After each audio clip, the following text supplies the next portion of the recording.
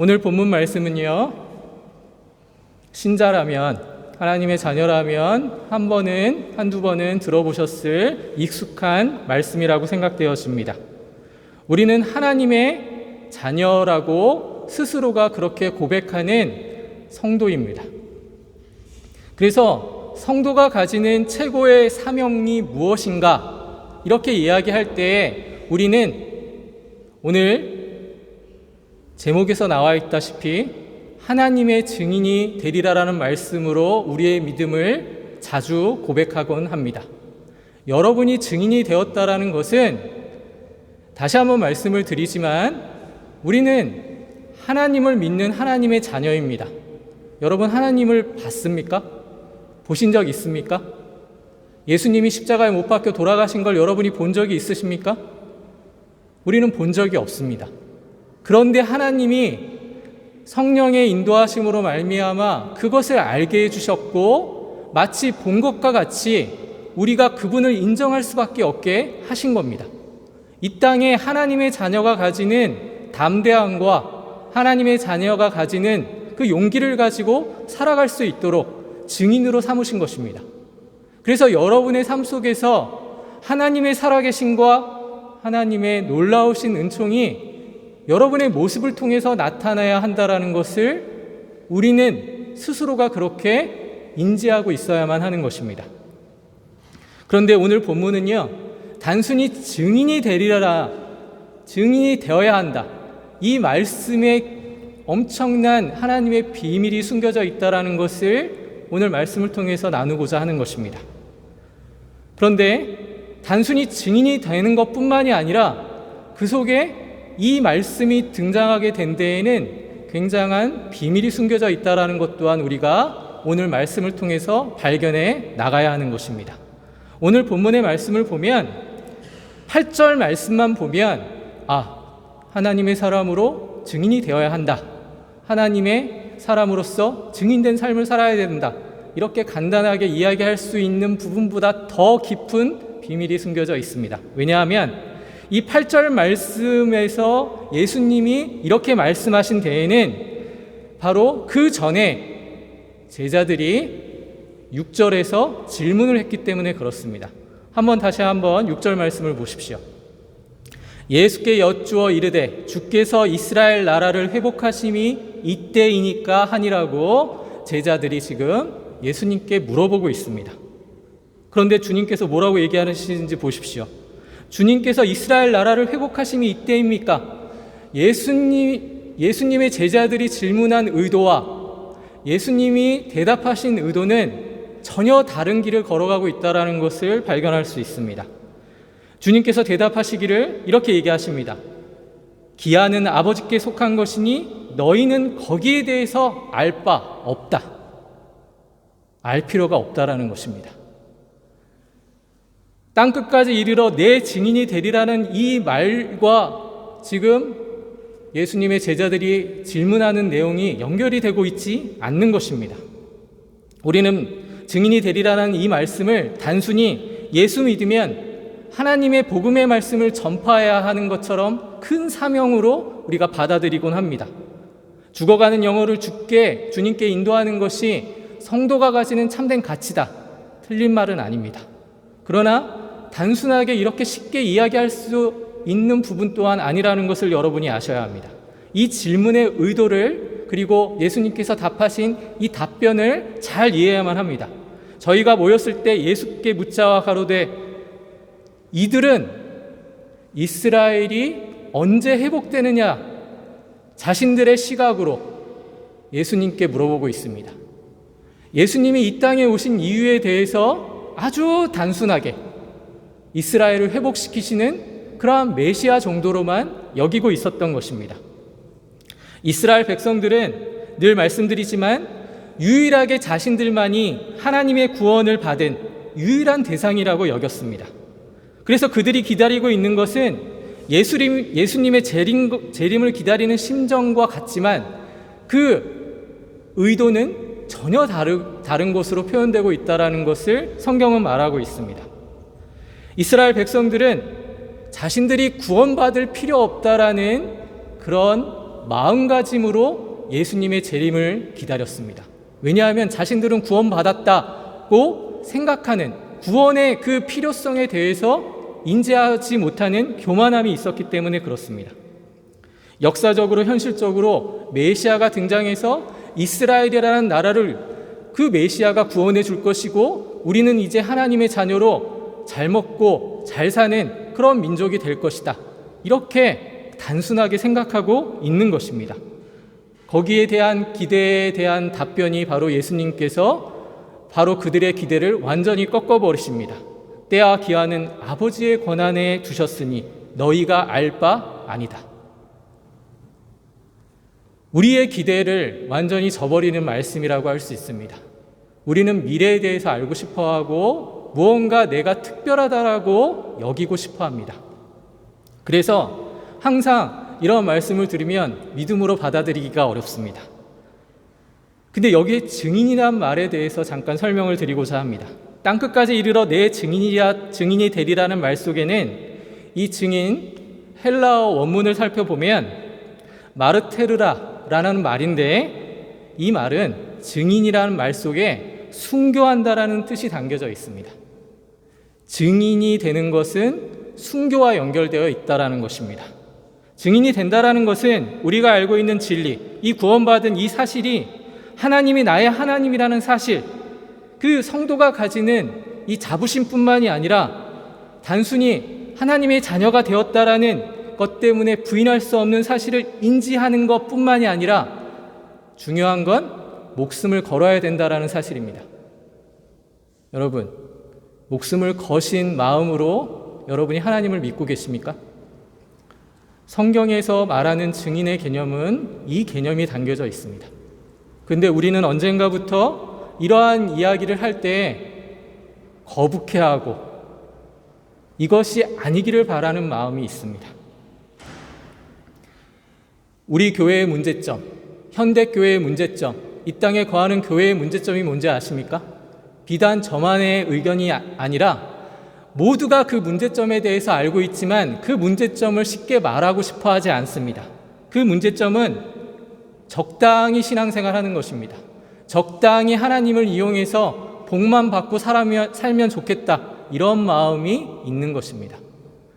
하나님이 우리를 증인으로 삼아 주셨을 때에는 목숨을 걸어라라는 그러한 마음으로 주신 것입니다.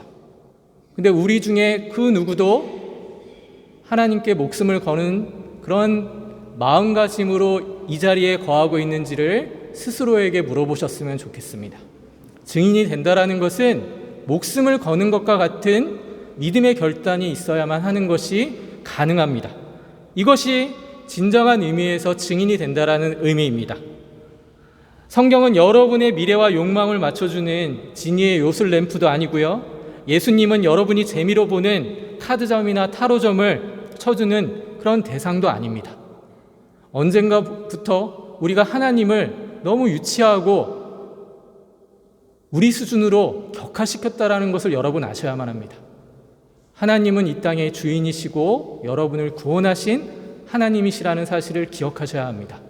그 하나님이 여러분에게 증인이 되라고 했을 때에는 이 사실을 여러분에게 전제로 삼아주신 겁니다. 목숨을 건다라는 건 쉽지 않습니다. 저보고도 목숨을 걸고 순교하라고 한다면 쉽지 않습니다. 그러나 그냥 개념적으로 목숨을 걸 날이 있을까? 그러면서 회의적인 반응을 보일 수밖에 없는 게 저의 현실이기도 합니다. 모두가 마찬가지입니다. 그러나 다시 한번 성경이 하나님이 말씀하시는 이 의도가 무엇인지를 여러분이 분명히 아셔야만 합니다. 땅끝까지 이르러 예수님의 증인이 되어야 하는데 이 증인이 되는 것에 대한 구체적인 묘사가 어떤 말씀으로 연결되는지 보십시오. 마태복음 28장 19절 20절 말씀을 다 같이 찾아주시기를 부탁을 드립니다. 성경책이 있으신 분들은, 그리고 핸드폰에 웹이 깔려져 있으신 분들은 다 찾아서 한 목소리로 같이 한번 읽도록 하겠습니다. 마태복음 28장 19절과 20절 말씀을 한 목소리로 같이 한번 읽도록 하겠습니다. 같이 한번 읽습니다. 그러므로 너희는 가서 모든 민족을 제자로 삼아 아버지와 아들과 성령의 이름으로 세례를 베풀고 내가 너희에게 분부한 모든 것을 가르쳐 지키게 하라. 볼지어다 내가 세상 끝날까지 너희와 항상 함께 있으리라 하시니라. 아멘. 이건 하나님께서 우리에게 주신 명령입니다. 그죠? 이 말씀에 대해서 신앙생활 하셨다는 분들은 다 아십니다. 한두 번은 다 들어보셨을 줄 믿습니다. 제자로 삼는다라는 것은 지금은 좀 많이 퇴색되긴 했지만 독일에서 한국 사람들이 많이 나온 이유는 발전된 학문이나 음악을 배우기 위해서 나왔습니다. 그리고 실제로 지금 음악을 하시는 분들이나 공부하시는 분들은 좋은 스승 밑에서 공부를 하시고 있을 줄 믿는데 제자로 삼는다라는 의미를 한번 생각해 보십시오. 독일에 스승을 찾아 우리가 공부를 하기 위해서 조금 더 발전된 모습을 가지기 위해서 나왔습니다. 그래서 어떤 스승을 만나 그분의 제자가 되고 그분한테 배운다라고 했을 때 단순히 테크닉적인 것을 배우기 위해서 그렇게 제자가 된 것이 아니라 어떻게 보면 그 스승이 가지는 삶의 모습까지도 영향을 받습니다. 스승은 그런 존재입니다. 그래서 그 스승의 삶의 모습을 통해서 단순히 실력만 늘리는 것이 아니라 삶 또한 배워나가는 것입니다. 그것이 진정한 스승과 제자의 가치라고 할 수 있습니다. 하물며 하나님이 제자 삼으라는 말씀 속에서는 단순히 인간적인 어떤 의미뿐만이 아니라 하나님의 엄청난 비밀이 그 속에 담겨져 있다는 것을 여러분이 아셔야 합니다. 하나님은 우리를 제자 삼아 주신 것입니다. 여러분은 먼저 하나님의 제자가 되었기 때문에 이 자리에 있는 것입니다. 제자로 삼음을 받을 만한 실력이 형편이 돼서 온 게 아니라 그냥 하나님이 불쌍함에도 불구하고 제자 삼아 주신 것입니다. 무조건적인 하나님의 은혜의 선택이 있었다라는 것입니다. 그러면 이 제자를 삼으라는 내용 속에 구체적으로 지금 두 가지가 제시되고 있다라는 것을 여러분이 보십시오. 마태복음 28장 19절 말씀을 보면 그러므로 너희는 가서 모든 족속으로 제자를 삼아 아버지와 아들과 성령의 이름으로 세례를 주고 내가 너희에게 분부한 모든 것을 가르쳐 지키게 하라. 분명히 묘사되어 있죠. 제자를 삼아라. 그리고 제자를 삼은 자들, 제자가 된 자들에게는 두 가지가 반드시 이루어져야 한다. 그 첫 번째는 세례를 주는 일과 내가 너에게 분부한 모든 것을 가르쳐 지키게 하는 것이라고 말하고 있습니다. 이 자리에 세례 안 받으신 분들이 거의 없을 줄 압니다. 세례를 받았다라는 의미 자체가 여러분 단순히 교회에 들어오기 위해서 성찬식에 참여하기 위해서 세례를 받은 것이 아닙니다. 이제 여러분의 인생은 여러분의 것이 아닙니다. 하나님의 것이 되었다라는 의미가 그 세례에 포함되어 있는 것을 여러분 아실 겁니다. 고린도전서 12장 13절 말씀을 한 목소리로 같이 한번 읽도록 하겠습니다. 앞에 PPT에 나올 텐데요. 같이 한 목소리로 읽겠습니다. 우리가 유대인이나 헬라인이나 종이나 자유자나 다 한 성령으로 세례를 받아 한 몸이 되었고 또 한 성령으로 세례를 받아 한 몸이 되었고 또 한 성령을 마시게 하셨느니라. 여러분, 성령으로 세례를 받아 한 몸이 되었습니다. 두 몸이 아니라 한 몸이 되었습니다. 교회를 이뤄간다라는 것은 이것입니다. 한 몸이 되어가는 것입니다. 성경에서 세례를 준다라는 것은 그리스도와의 연합을 가리킨다라고 여러분들에게 이미 말씀을 전한 적이 있습니다. 한 성령으로 세례를 받아서 예수 그리스도를 머리로 하는 그 몸으로 우리가 연합된 것입니다. 성경이 하나가 되었다라는 것은 그리스도와 연합이 돼서 지금 그리스도와 내가 하나가 되었다라는 것이거든요. 여러분, 우리 주제에 예수님과 하나가 되었다라는 이 의미가 뭔지 아시겠습니까? 예수님과 같이 되었다라는 것을 이야기합니다. 물론 우리가 하나님이 되었다라는 이야기와는 거리가 있습니다. 하나가 되었다라는 것은 한 몸을 이루게 되었다라는 것은 이제 예수님과는 뗄래야 뗄 수 없는 그러한 상황이 된 겁니다. 그러한 상태가 된 것이거든요. 그걸 그래서 교회라고 얘기합니다. 교회는 예수님을 머리로 우리는 그 지체로 존재하는 것이 교회라고 여러분 아실 겁니다. 이 교회가 예수님과 한 몸이 된 것입니다. 그러면 여러분, 교회는 어떻게 가야 하겠습니까? 예수님의 뜻대로 가야 합니다. 여러분의 생각과 여러분의 행동으로 가는 것이 아니라 이제 예수님과 한 몸이 되었기 때문에 예수님이 원하고 예수님이 기대하시는 대로 여러분의 삶이 그렇게 맞춰져야만 하는 것입니다. 세례라는 말은 그래서 엄청난 비밀이 숨겨져 있지만 오늘 본문의 문맥 속에서 이 말의 의미를 다시 한번 여러분에게 소개하고자 합니다. 주의 나라가 임하심이 이때입니까? 제자들이 예수님에게 얘기했을 때 예수님이 뭐라고 얘기하셨죠? 그 기한은 아버지의 권한이고 너희가 알 바 아니고 그냥 너희는 그 나라를 위해서 땅끝까지 이르러 내 증인이 되어야 하는 것이고, 그리고 오늘 마태복음에서 읽은 대로 모든 족속으로 제자를 삼는 것으로 이렇게 연결되고 있는 것입니다. 제자를 삼아서 꼭 해야 하는 것이 두 가지가 있는데 첫 번째가 뭐라 그랬죠? 세례라고 말씀드렸습니다. 그리고 가르쳐 지키게 하는 것과 연결되어 있습니다. 여러분, 여기까지 얘기했으면 한숨이 나와야 정상인데 한숨이 나오시지 않는 거 보니까 여러분들은 웬만한 믿음이 있으신 줄 믿습니다. 이걸 은혜로 우리는 알고 있는 것입니다. 지금의 역사를 끝내고 우리에게 약속된 나라가 언제 시작될 것이냐, 그렇게 인간이 물어볼 때 예수님은, 하나님은 이렇게 답변하고 계신 겁니다. 그건 하나님의 뜻이지 너희가 알 바가 아니다. 우리의 미래는 하나님이 알고 계시고 하나님이 책임져 주신다라는 것입니다. 쓸데없는 곳에 여러분의 정력을 낭비하지 마십시오. 왜 점을 칩니까? 왜 미래를 알려고 하십니까? 그건 우상을 섬기는 것과 똑같습니다. 교회에서 성도가 되었다고 하면 그런 유치한 수준으로 여러분의 모습을 낮추게 만들지 마십시오. 하나님을 믿는 사람들이 왜 세상의 방법으로 미래를 알려고 하십니까? 그건 하나님이 없다라고 스스로가 인정하는 것입니다. 우리 성도들은 절대 이러지 않으셨으면 좋겠습니다. 제가 너무 무거운 말씀을 드리는 것 같습니까? 이것으로 인해 하나님이 여러분에게 화를 내시면 어떻게 하실 겁니까? 이것 때문에 하나님 나라 못 가게 되면 어떻게 하실 겁니까? 여러분, 돌이키셔야 합니다. 조그만 죄가 큰 죄로 발전해 가는 것이 인간의 모습이라는 것을 아셔야 합니다. 세례라는 의미는 그래서 도장을 찍어서 이제 손볼 것 없는 그러한 완제품을 만들었다, 이런 의미가 절대 아닙니다. 이제 세례를 받음을 통해서 이제 여러분이 하나님의 자녀가 되었기 때문에 하나님의 자녀가 되는 그러한 믿음의 결단을 가지고 시작하는 것입니다. 우리에게 완성품은 없습니다. 완성되어 가는 것입니다. 교회가 존재하는 이유는 여기에 있습니다. 여러분을 완성시키기 위해서 하나님이 지금 일하고 계십니다.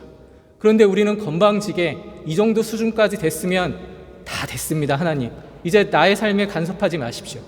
심지어는 우리 어린아이들과 청년들의 모습에도 이런 모습이 나타날 때가 많습니다. 우리는 계속해서 하나님 안에서 완성되어 가는 존재인데 언젠가부터 적당히 예배하고 적당히 살면 하나님께서 복 주시겠지, 그건 우상을 섬기는 것과 똑같다라는 것을 아셔야 합니다. 여러분이 교회에 나오신 것은 참 잘하신 일입니다. 그러나 여러분이 나오신 것으로 만족하시면 안 되고, 이 중에 학업을 하시는 분들이나 이제 직장을 구하시는 분들이나 여기서 오래 사신 분들 다 아실 겁니다. 인생을 조금 더 발전된 모습으로 하기 위해서, 성장하기 위해서 여러분이 열심히 공부하셨고 여러분이 맡겨진 일에 최선을 다하셨습니다. 그것과 마찬가지로 훈련을 받으셔야만 하는 것입니다. 인생의 훈련은 적당한 선에서 끝나지 않는 것입니다. 우리의 문제는 과정이 생략되기를 원하는 것에 있습니다. 기도 요청을 받고 기도해달라는 말씀을 이렇게 자주 듣는데 대부분의 기도의 제목들이 뭐냐면 이 순간을 빨리 벗어나게 해달라는 기도가 참 많습니다. 그런데 여러분, 그 과정을 우리는 맛보아야만 합니다. 고난도 맛봐야 되고 시련도 맛봐야만 성장할 수 있는 것입니다. 적당히 해서 실력이 느는 것은 없습니다. 음악하시는 분들이 많은 우리 교회 잘 아실 겁니다. 적당히 해서 여러분의 실력이 나아지는 것을 경험해 보신 적이 있습니까? 그렇지 않다라는 것입니다. 마치 시험 보고 합격자 발표를 기다리는데 그냥 합격하기만을 바라는 것입니다. 이것이 가장 어리석은 인간의 모습이라는 것입니다. 결국 제자들이 예수님께 이런 질문을 한 것입니다. 그냥 합격자 발표를 기다리는 마음으로 자신들은 한 것도 없으면서 그냥 하나님께 결과만을 묻고 있는 것이 바로 그 제자들의 모습이고, 하나님 안에서 발전하지 못하는 어리석은 신자의 모습이라고 말씀드리고 싶은 것입니다. 예수님은 분명히 마태복음 25장 31절부터 46절에서 이렇게 말씀하고 계십니다. 너희 형제 중에 지극히 작은 자에게 한 것이 나에게 한 것이고 지극히 작은 자에게 안 한 것이 나에게 하지 않은 것이라고 말하고 있습니다. 이 말씀의 의미는 말하자면 내가 하나님께 교회를 위해서 봉사했습니다. 헌금했습니다. 스스로가 자랑하는 것입니다. 근데 핵심은 뭡니까? 하나님을 위해서 진정으로 했느냐라고 묻는 것입니다. 우리의 모든 행위는 하나님의 영광을 위해서 하는 것입니다. 근데 거기에 믿음이 없이 하는 행위는 우상에게 하는 행위와 똑같습니다. 성도로 성장한다라는 것은 그렇기 때문에 쉽지 않습니다. 이미 어떤 연륜을 가지고 오랫동안 신앙생활 하신 분도 마찬가지요, 이제 신앙을 시작하신 여러분들도 마찬가지입니다. 역사 속에서 우리가 맨날 종교개혁, 우리 개신교라고 하잖아요. 개혁교회라고 얘기하는 이유가 뭡니까? 잘못된 것을 개혁해 나가는 교회로서 하나님께서 세우셨다라는 그 원리 속에서 우리 교회가 있다라고 이야기하고 있습니다. 종교개혁 당시에 카톨릭 교회가 처음부터 타락했겠습니까? 그렇지 않습니다. 인간들이 하나님의 말씀대로 하지 않으니까 스스로가 그렇게 교만해져서 스스로가 타락하게 된 것입니다. 바티칸에 있는 그 교회 한번 잘 지어보겠다라고 면죄부를 팔아 장사를 한 것이 당시 카톨릭 교회의 잘못이라는 것입니다. 돈이 없어서 장사를 한 것이 아닙니다. 그 돈을 이용해 가지고 하나님의 영광이라는 이름으로 하나님의 이름을 판 행위를 한 것입니다. 혹시나 우리의 신앙의 모습이 이런 것이 있지 않나 여러분 살펴보셔야 합니다. 그래서 끊임없이 우리는 말씀으로 스스로를 개혁해 나가야만 하는 것입니다. 명목상으로 허울 좋은 명목으로 우리가 존재하는 것이 아닙니다. 성도라는 이름은 예수 그리스도가 여러분을 위해서 희생하셨기 때문에 우리에게 주어진 영광의 이름입니다. 하지만 이 성도가 되기 위해서 여러분이 목숨을 거셨는지 한번 생각해 보시기를 바랍니다. 말씀을 전하는 저나 말씀을 듣는 여러분들은 이 사실에 대해서 확실하게 하나님 앞에 고할 수 있어야만 합니다. 그게 진정한 성도가 가지는 담대한 결단이라는 것을 아셔야 합니다.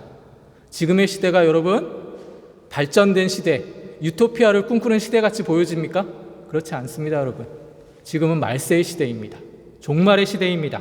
언제 어떻게 세상이 마무리될지는 예수님이 말씀하신 대로 하나님만이 아실 겁니다. 그러나 말세의 시대라는 것은 부인할 수 없는 사실입니다. 성경은 분명히 우리에게 이렇게 이야기하고 있습니다. 디모데후서 3장 1절부터 5절 말씀을 보십시오. 말세에 고통하는 때가 이른다 라고 말씀하고 있는데, 한번 보시면 분명하게 지금 이 시대가 종말의 시대라는 것을 이야기하고 있다는 것을 여러분이 놓치면 안 됩니다. 그리고 그 종말의 시대에 배교와 동시에 대환란이 있다라고 분명히 이야기하고 있습니다. 사도 바울이 디모데한테 전한 이 편지에 사도 바울은 죽을 날을 기다리고 있던 이 시기에 이 시기가 바로 종말의 시간임을 우리에게 알려주고 있다는 것을 아셔야만 합니다. 그런데 이 종말의 시대 때에 인간들이 나타나는 모습들을 보십시오. 제가 한번 읽도록 하겠습니다. 사람들이 자기를 사랑하며 돈을 사랑하며 자긍하며 교만하며 회방하며 부모를 거역하며 감사치 아니하고 거룩하지 아니하며 무정하며 원통함을 풀지 아니하며 참소하며 절제하지 못하며 사나우며 선한 것을 좋아하지 아니하며 배반하며 팔며 조급하며 자고하며 쾌락을 사랑하기를 하나님 사랑하는 것보다 더하며 경건의 모양은 있으나 경건의 능력은 부인하는 자니 이 같은 자들에게서 내가 돌아서라. 사도 바울의 권면은 지금 우리들에게 많은 것을 시사합니다. 여러분, 경건의 모양은 있는데 경건의 능력을 부인하는 그런 어리석은 백성들이 되시지 않기를 부탁을 드립니다. 우리는 경건의 모양을 가지고 흉내만 내고 있습니다. 그러나 하나님이 함께 하시면 우리를 완전한 하나님의 사람으로 만드실 거라는 그 믿음은 혹시 부인하고 있지 않는지 보시기 바랍니다. 아침부터 점심, 저녁, 주일 온전한 하루를 하나님께 드리기 위해서 안식일을 거룩하게 지키는 이 모든 행위가 아무런 의미 없는 행동이 아닙니다, 여러분. 하나님께서 우리에게 스스로를 확인시켜 주는 겁니다. 하나님의 자녀로 살기 위해서는 정말 많은 훈련과 많은 시련과 역경이 있는데, 교회에서 하나님이 거룩하게 허락하신 교회에서 훈련받고 봉사하고 그것을 통해서 하나님의 살아계심과 하나님의 인도하심을 배우라고 우리에게 허락하신 은혜라는 것을 아셔야만 하는 것입니다. 그래서 우리가 의미 없이 이 시간 이렇게 존재하고 있는 것이 아니라는 것입니다. 중요한 것은요, 우리가 세상과 유일한 구별됨이 어디에 있는가? 그건 바로 세례를 받음으로 시작되고 있다라는 이 말씀에서 거듭 확인되고 있습니다. 에베소서 2장 20절부터 22절 말씀을 한 목소리로 같이 한번 읽도록 하겠습니다. 앞에 PPT에 나와 있을 텐데요. 에베소서 2장 20절부터 22절 말씀을 같이 한번 한 목소리로 읽어보겠습니다. 저희는 사도들과 선지자들의 터 위에 세우심을 입은 자라. 그리스도 예수께서 친히 모퉁이 돌이 되셨느니라. 그의 안에서 건물마다 서로 연결하여 주 안에서 성전이 되어가고 너희도 성령 안에서 하나님의 거하실 처소가 되기 위하여 예수 안에서 함께 지어져 가느니라. 아멘. 예수 그리스도를 머리로 해서 우리를 몸으로 불렀을 때 이 세례가 이 모든 의미를 포함하고 있다는 것을 여러분 이해하셔야만 합니다. 우리는 예수 안에서 함께 지어져 가는 존재들입니다. 그리고 그 사실을 부인할 수 없도록 예수님께서 친히 모퉁이 돌이 되었다라는 것입니다. 모퉁이 돌이 되었다라는 의미는 당시 이스라엘의 건축 방식은 독특했습니다. 우리는 보통 기초를 다지고 그 위에 집을 짓지만 당시 이스라엘은 건물을 사각형으로 만약 짓는다고 하면 모퉁이에 기둥이 될 만한 큰 돌을 갖다 놓고 그 돌을 벽처럼 만들어서 연결을 합니다. 그래서 기초를 쌓는 것처럼 이 모퉁이 돌이 굉장히 중요했습니다.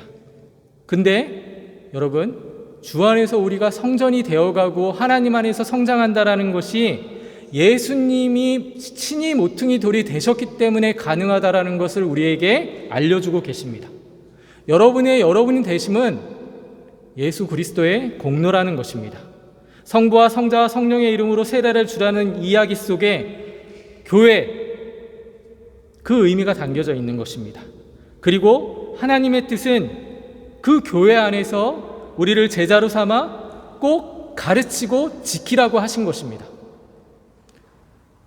대부분 세례를 받고 거기서 우리의 신앙생활이 다 되었다고 생각하는 분들이 많으십니다.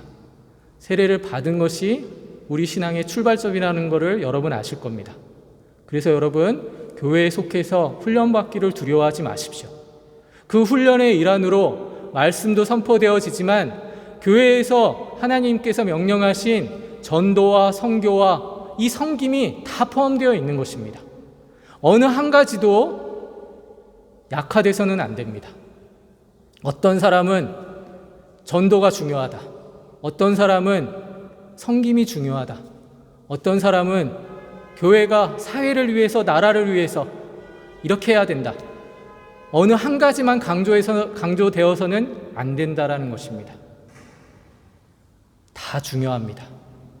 하나님께서 명령하신 것이 무엇인지를 안다면 이것이 중요하다, 저것이 중요하다 따지기 전에 하나님의 심정으로 나에게 맡겨진 그 일들을 감내해 나가는 것입니다. 우리는 교회가 무엇을 훈련하는 것이며 교회가 무엇이 분명히 유지되어야 하는 것인지를 알아야만 합니다. 부탁드리기는 신앙을 여러분 스스로 판단하지 마십시오. 신앙은 이렇게 가야 하는 것이 맞습니다. 그 기준은 오직 하나님이 세우신 기준밖에는 없습니다. 말씀의 기준에 따라 교회에서 가르치는 대로 그렇게 가시기를 바랍니다. 목사가 권면할 때, 목사님, 세상을 그 정도밖에 살아보시지 않았기 때문에 목사님 이야기가 그냥 인생을 모르고 하시는 말씀인 것 같습니다. 저 참 많은 이런 소리를 들은 적이 많습니다. 여러분, 저는 세상을 잘 모릅니다. 그러나 중요한 건 하나님의 뜻이 무엇인지는 알아가고 있습니다. 중요한 건 하나님의 뜻이 여러분의 삶에서 나타내져야 하는 것입니다. 여러분이 판단하고 평가하기 전에 하나님이 바라시는 게 무엇인지를 깨달아 아는 것입니다. 그래서 순종해야 하는 것입니다. 그래서 하나님의 말씀에 복종해야만 하는 것입니다. 복종하는 것을 부끄러워하지 마십시오. 세상의 주인이신 하나님께서 복종하라고 할 때에는 하나님의 의도하심이 있습니다. 사람에게 복종하라는 것도 아니고 이 땅의 주인이신 하나님께 복종하라고 성경은 이야기하고 있는데 얼마나 우리는 교만한지 하나님 말씀에 복종하기는 참 힘들어하는 모습을 발견하게 됩니다. 오늘날 신자가 가지는 최고의 병이 뭔지 아십니까? 그것은 성경이 이야기하고 있는 신앙과 성경이 이야기하고 있는 이 신앙에 대해서 하나님 말씀대로 이해하지 못하는 데에서 오는 어리석음입니다. 하나님이 세우신 목적과 목표는 분명합니다. 근데 이 목적과 목표를 우리 실력으로 자꾸만 판단하려고 합니다. 그게 우리가 가지는 질병입니다. 교만입니다. 제일 중요한 것은 이것입니다. 나를 따르려거든 자기를 부인하고 자기 십자가를 지고 나를 쫓을지니라. 예수님께서 말씀하신 내용입니다. 예수님이 이런 말씀을 하셨다면 우리는 믿음으로 아멘하고 따라야 하는 존재라는 것을 잊지 마십시오. 교회가 훈련해야 될, 그리고 추구해야 될 일이 국가와 시대, 이런 거창한 목표 가질 필요 없습니다. 그건 중요하지 않습니다, 여러분. 오히려 하나님 안에서 성도 각자가 가지는 하나됨을 위해서 기도하고 헌신하십시오. 교회 안에 모였는데 하나님의 뜻은 분명한데 우리가 제멋대로 하나님의 뜻을 해석하고 하나가 되지 못한다면 교회가 존재할 필요가 없는 것입니다. 오히려 그것이 하나님의 일에 걸림돌이 될 수 있습니다. 너희 안에 이 마음을 품으라. 곧 그리스도 예수의 마음이니 그는 근본 하나님의 본체시니 하나님과 동등됨을 취할 것으로 여기지 아니하시고 오히려 자기를 비워 종의 형체를 가져 사람들과 같이 되었고 사람의 모양으로 나타나셨음에 자기를 낮추시고 죽기까지 복종하셨으니 곧 십자가에 죽으심이라. 예수님과 한 몸이 되었다면 이렇게 가야 합니다. 복종해야만 합니다. 우리가 하나님의 마음을 품어야만 하는 것입니다. 하나님이 예수 그리스도를 통해서 여러분을 구원하실 때에는 인간이 할 수 없는 일을 이루신 것입니다. 우리가 언제까지 복종해야 합니까? 언제까지 하나님 말씀에 순종해야 합니까? 죽기까지 하셔야 합니다. 하나님의 말씀은 적당한 게 없습니다. 그러한 각오와 결단이 없이는 하나님의 사람으로 성장해 갈 수 없습니다. 주께서 십자가를 지시는 유일한 원리는 순종입니다. 예수님께서 순종하셨기 때문에 우리도 할 수 있습니다. 왜냐하면 예수님께서 우리를 그렇게 만들어 가실 것이라고 약속하셨기 때문에 그런 것입니다. 여러분이 이런 믿음의 순종, 이것이 여러분에게 있기를 간절히 소원합니다. 교회는 여러분의 만족을 위해서 오는 것이 아니라 하나님의 뜻을 깨우치고 훈련받기 위해서 오는 것입니다. 이 예배를 통해서 여러분 기도하시고 찬양하셨습니다. 그리고 하나님에 대해서 배우셨습니다. 이 땅의 주인이 누구신가, 나의 주인이 누구신가를 분명히 깨달으시기를 부탁을 드립니다. 그것이 증인된 삶을 살아가야 되는 바로 하나님의 자녀됨을 여러분은 기억하시면서 이 담대한 믿음의 결단을 가지고 한 주간도 승리하시기를 주님의 이름으로 축원합니다. 기도하겠습니다.